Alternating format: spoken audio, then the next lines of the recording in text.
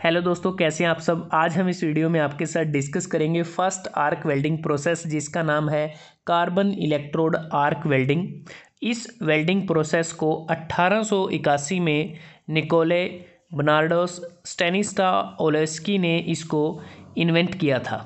और यह arc welding process electric arc welding का एक टाइप है। नॉन प्रेशर वेल्डिंग इसको कहा जाता है और एक फ्यूज़न वेल्डिंग भी है। तो बात करते हैं इस वेल्डिंग प्रोसेस में किस प्रकार से कार्य होता है, क्या क्या हमारी रिक्वायरमेंट रहती हैं। अगर आपको डायग्राम देखें तो दो डायग्राम आपके सामने है, क्योंकि कार्बन आर्क वेल्डिंग दो टाइप की होती है। Single carbon electrode welding, twin carbon electrode arc welding. तो दो टाइप होते हैं। सिंगल कार्बन इलेक्ट्रोड वेल्डिंग में एक इलेक्ट्रोड का यूज़ करते हैं, जबकि twin carbon electrode arc welding में दो इलेक्ट्रोड का इसमें यूज़ किया जाता है। तो कह सकते हैं कि इन वेल्डिंग प्रोसेसेस में अगर हम सबसे पहले आपके साथ डिस्कस करते हैं single carbon electrode arc welding, तो इसमें अगर आप देखें जो पावर सोर्स की रिक्वायरमेंट होती है वो डीसी पावर सोर्स को ज़्यादातर यूज़ किया जाता है, या कह सकते हैं ज़्यादा जो सूटेबल है वो डीसी पावर सोर्स रहता है। क्योंकि जो डीसी पावर सोर्स होता है इसमें जो हमारे टर्मिनल हैं वो फिक्स रहते हैं, और इस केस में हम DCEN मतलब कि डायरेक्ट करंट इलेक्ट्रोड नेगेटिव, या कह सकते हैं कि स्ट्रेट पोलैरिटी का ज़्यादा इसमें यूज किया जाता है। स्ट्रेट पोलैरिटी के कारण जो इलेक्ट्रोड होती है उसको डीसी पावर सोर्स के नेगेटिव टर्मिनल के साथ और वर्क पीस को पॉजिटिव टर्मिनल के साथ जोड़ दिया जाता है।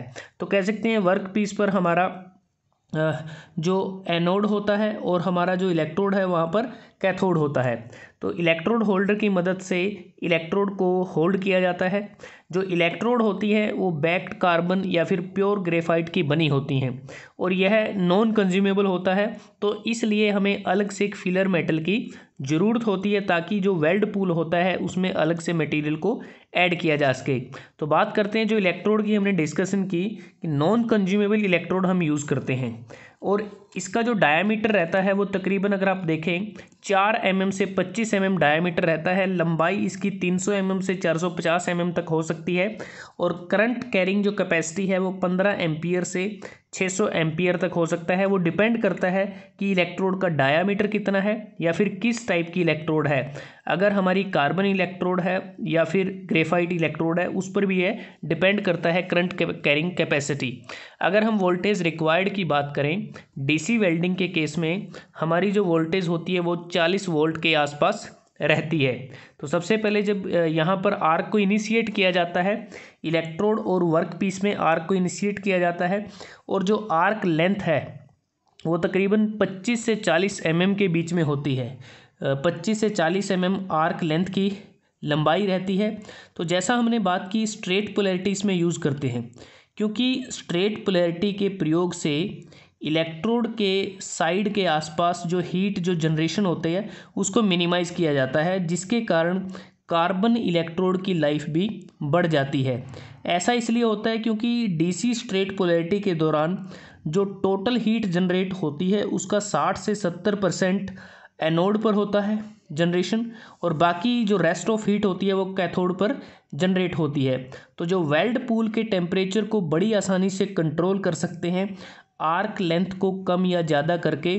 आर्क लेंथ 25 से 40 mm के बीच में होती है।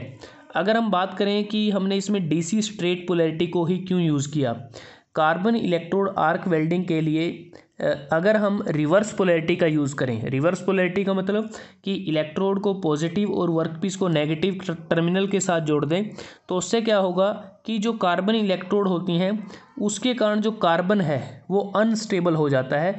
इसलिए हम इसमें रिवर्स की बजाय स्ट्रेट पोलैरिटी का इसमें यूज़ करते हैं। लेकिन अगर बात करें कि जैसा हमने डिस्कस किया कि कार्बन इलेक्ट्रोड होती हैं नॉन कंज्यूमेबल होती हैं, लेकिन ये धीरे धीरे डिसइंटीग्रेट भी हो जाती हैं, जिससे कार्बन डाइऑक्साइड और कार्बन मोनोऑक्साइड की शील्ड बन जाती है हमारी जो आर्क है उसके अराउंड, और जो एटमॉस्फेरिक गैसेस हैं उसको ये रिप्लेस कर देती हैं। तो जिससे हमें वेल्ड को आवश्यकता अनुसार प्रोटेक्शन प्रोवाइड करनी पड़ती है।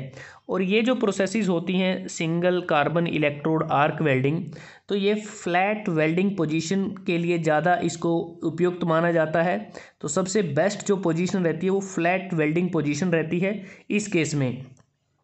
और जो आर्क होती है वेल्डिंग में, जो इलेक्ट्रिक आर्क है उसको वर्क पीस से तकरीबन 6.5 mm से 9.5 mm के बीच के डिस्टेंस पर इसको रखा जाता है।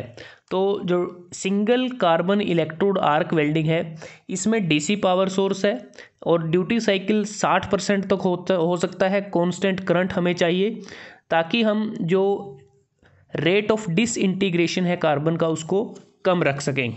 अब मैं बात करता हूँ twin carbon electrode arc welding की।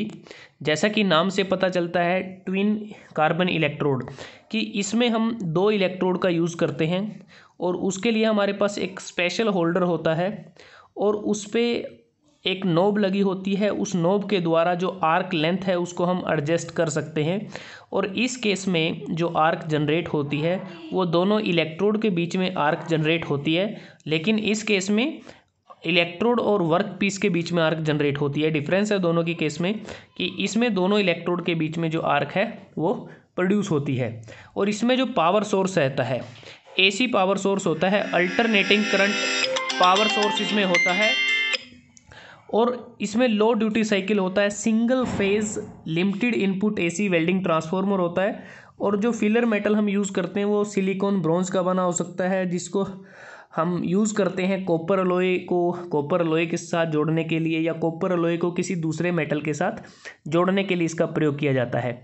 और दोनों इलेक्ट्रोड के बीच में आर्क को क्रिएट किया जाता है, आर्क लेंथ को एडजस्ट किया जा सकता है और इन दोनों इलेक्ट्रोड के बीच के डिस्टेंस को एडजस्ट करेंगे हम यहाँ पर लगे एक नोब के द्वारा। और जो आर्क टेम्परेचर रहता है इस प्रोसेस में वो 4400 डिग्री से 5000 डिग्री सेल्सियस के बीच का रहता है। तो बात करते हैं कि जो कार्बन इलेक्ट्रोड आर्क वेल्डिंग है उसके कुछ एडवांटेज भी हैं, कुछ डिसएडवांटेज भी हैं।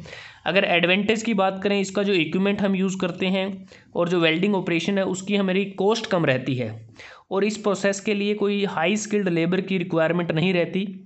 और दूसरा, वर्क पीस का डिस्टॉर्शन भी कम होता है और इस प्रोसेस को ईजिली ऑटोमेट भी किया जा सकता है। लेकिन इसके बावजूद इसकी कुछ खामियां भी हैं, जैसे कि इस प्रोसेस में जो हमें करंट चाहिए वो करंट हमें ट्वाइस चाहिए, दुगना चाहिए, क्योंकि अगर हम मेटल इलेक्ट्रोड का यूज़ करें कार्बन इलेक्ट्रोड की जगह तो उसके मुकाबले इस प्रोसेस में ज़्यादा करंट की रिक्वायरमेंट पड़ती है। लेकिन जो क्वालिटी होती है वेल्ड की वो अनस्टेबल रहती है।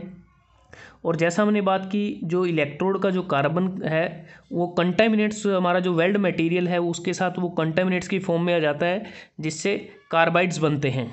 एप्लीकेशन की बात करें इस प्रोसेस में, एल्यूमिनियम, निकल, जिंक, लेड अलॉय का हम इसमें वेल्ड कर सकते हैं। गैल्वेनाइज्ड स्टील को वेल्ड किया जा सकता है। कॉपर अलॉय को कॉपर अलॉय के साथ या कॉपर अलॉय को किसी दूसरे मेटल के साथ इसको हम वेल्ड कर सकते हैं।